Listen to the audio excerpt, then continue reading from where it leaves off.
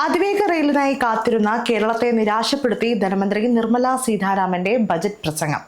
തമിഴ്നാട്ടിലേക്കുൾപ്പെടെ 7 അതിവേഗ റെയിൽ ഇടനാഴികൾ പ്രഖ്യാപിച്ചെങ്കിലും കേരളം ഇതിൽ ഉൾപ്പെട്ടില്ല. ചെന്നൈ, ബംഗളൂരു, ഹൈദരാബാദ്, ചെന്നൈ തുടങ്ങിയ 7 അതിവേഗ റെയിൽ ഇടനാഴികളാണ് ധനമന്ത്രി പ്രഖ്യാപിച്ചത്. ബംഗളൂരു, ചെന്നൈ, ഹൈദരാബാദ് തുടങ്ങിയ നഗരങ്ങൾ അതിവേഗ റെയിൽ ഇടനാഴിയിൽ ഉൾപ്പെട്ടപ്പോഴും മലയാളികൾ ഏറെ പ്രതീക്ഷയോടെ കാത്തിരുന്ന തിരുവനന്തപുരത്തേക്കുള്ള ഇടനാഴി ഇതിൽ ഉൾപ്പെട്ടില്ല. മെട്രോമാൻ ഇ ശ്രീധരന്റെ നേതൃത്വത്തിലുള്ള അതിവേഗ റെയിൽ പാതയ്ക്ക് കേന്ദ്രം അനുമതി നൽകുമെന്ന് ഏറെ പ്രതീക്ഷിച്ചിരുന്നു. മാത്രവുമല്ല, നേരത്തെ ഇ ശ്രീധരൻ അശ്വിനി വൈഷ്ണവിനെ കണ്ട് ഇക്കാര്യം ചർച്ച ചെയ്തതുമാണ്. അതുകൊണ്ട് തന്നെ കേരളം ഏറെ പ്രതീക്ഷയിലായിരുന്നു. എന്നാൽ ഇന്നത്തെ ബജറ്റ് പ്രസംഗത്തിൽ അയൽ സംസ്ഥാനങ്ങളിലെ പാതകൾ ഉൾപ്പെട്ടെങ്കിലും കേരളത്തെ പരിഗണിച്ചില്ല. അതേസമയം പരിസ്ഥിതി സുസ്ഥിരമായ യാത്രാ സംവിധാനങ്ങൾ പ്രോത്സാഹിപ്പിക്കുന്നതിനായി നഗരങ്ങൾക്കിടയിൽ 7 അതിവേഗ റെയിൽ ഇടനാഴികൾ ഞങ്ങൾ വികസിപ്പിക്കും എന്ന് പറഞ്ഞുകൊണ്ടാണ് ധനമന്ത്രി പ്രഖ്യാപനം നടത്തിയത്.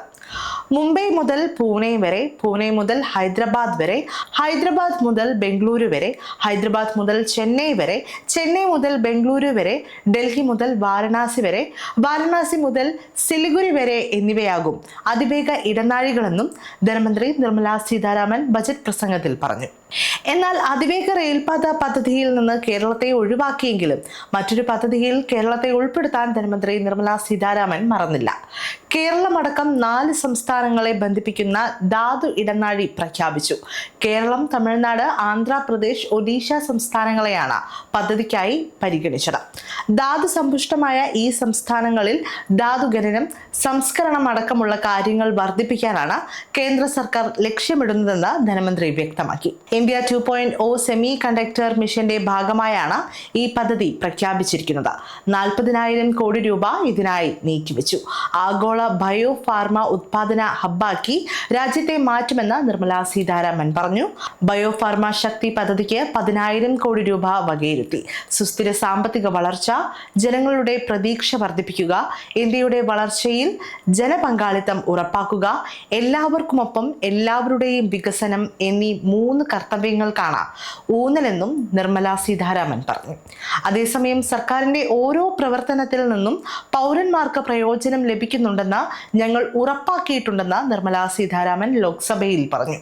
ആഭ്യന്തര ഉൽപാദന ശേഷി, ഊർജ്ജ സുരക്ഷ, നിർണായക ഇറക്കുമതി ആശ്രിതത്വം കുറച്ചു. അതോടൊപ്പം ഗവൺമെന്റിന്റെ ഓരോ പ്രവർത്തനത്തിൽ നിന്നും പൗരന്മാർക്ക് പ്രയോജനം ലഭിക്കുന്നുണ്ടെന്ന് ഉറപ്പാക്കി.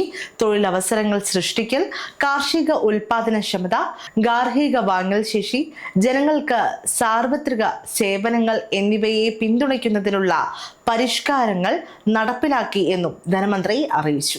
സമയം മലയാളം വാർത്തകൾ ഇനി ടൈംസ് ഓഫ് ഇന്ത്യ സൂപ്പർ ആപ്പിലും. ഇതിനായി പ്ലേ സ്റ്റോറിൽ നിന്നോ ആപ്പ് സ്റ്റോറിൽ നിന്നോ times of India app install ചെയ്യൂ. മലയാളം ഭാഷ തിരഞ്ഞെടുക്കൂ.